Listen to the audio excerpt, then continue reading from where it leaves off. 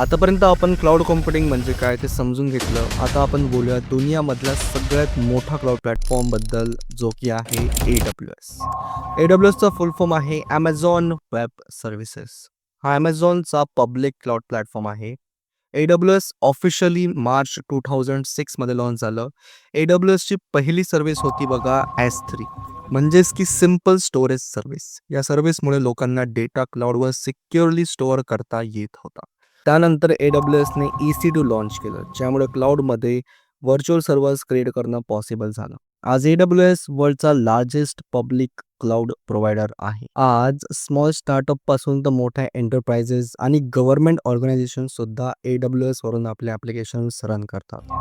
AWSचा सगळ्यात मोठा advantage flexibility आहे. तुम्ही मिनिट्समध्ये सर्व्हर क्रिएट करू शकता. तुम्हाला पाहिजे तसं तुम्ही यूज करू शकता आणि जेवढं यूज करता तेवढंच तुम्हाला पे करावं लागतं. काम नसेल तर सर्व्हर तुम्ही शटडाऊन करता आणि बिलिंग पण तिथेच स्टॉप होते.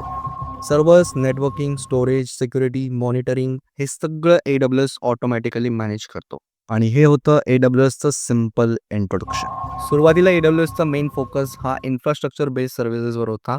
म्हणजेच की EC2 सारख्या सर्व्हिसेस, ज्यामुळे युजर्सला डायरेक्ट व्हर्च्युअल सर्व्हर्स मिळायचे. त्या टाईमला AWS इन्फ्रास्ट्रक्चर देण्यावर फोकस करत होता, जसं की कम्प्यूट, स्टोरेज आणि नेटवर्किंग. नंतर AWSने प्लॅटफॉर्म ॲज अ सर्व्हिस टाईपच्या सर्व्हिसेस पण इंट्रोड्यूस केल्या.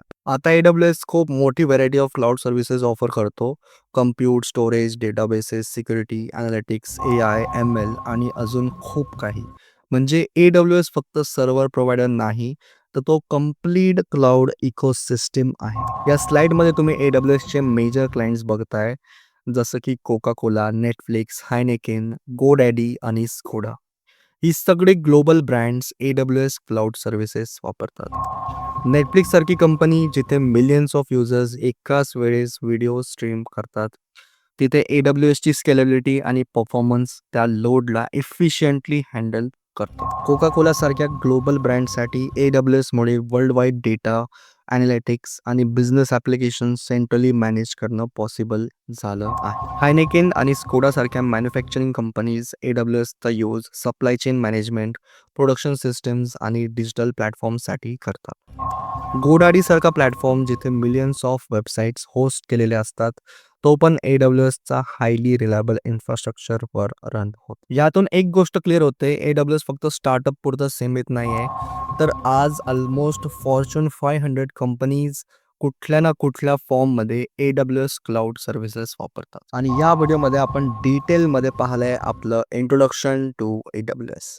समोर आपण सर्व काही डिटेलमध्ये समजणार. या व्हिडिओमध्ये तुम्हाला कुठे काही डिफिकल्टी आली असेल तर मला कॉमेंट सेक्शनमध्ये कळवा आणि भेटूया आपण आपल्या नेक्स्ट व्हिडिओमध्ये.